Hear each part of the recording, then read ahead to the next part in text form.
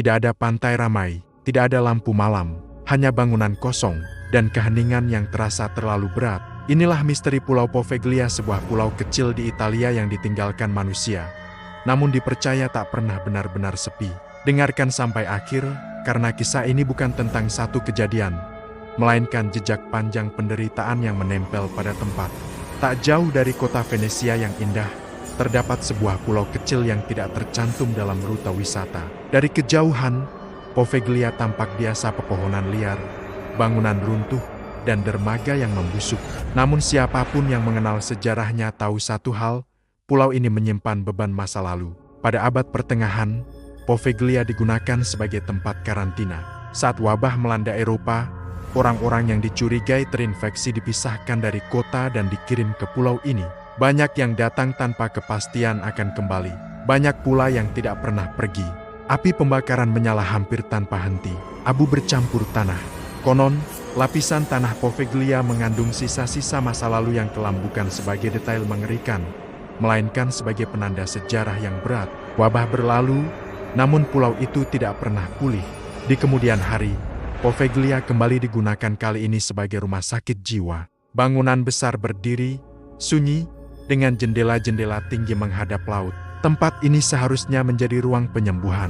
Namun cerita yang bertahan justru sebaliknya. Para penjaga melaporkan suara langkah saat malam.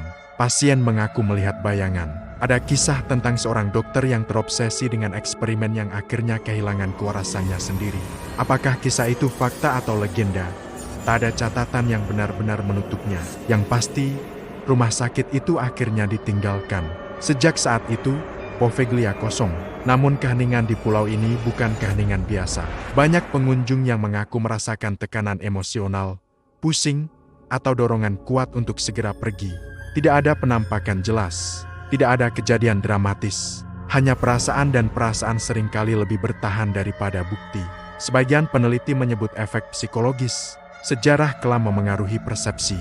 Lingkungan rusak memperkuat sugesti. Namun bagi warga setempat, penjelasan itu tidak sepenuhnya menghapus keyakinan. Mereka memilih menjauh bukan karena takut berlebihan, melainkan karena menghormati tempat. Pulau Poveglia menjadi contoh bagaimana sebuah lokasi bisa menyimpan memori kolektif.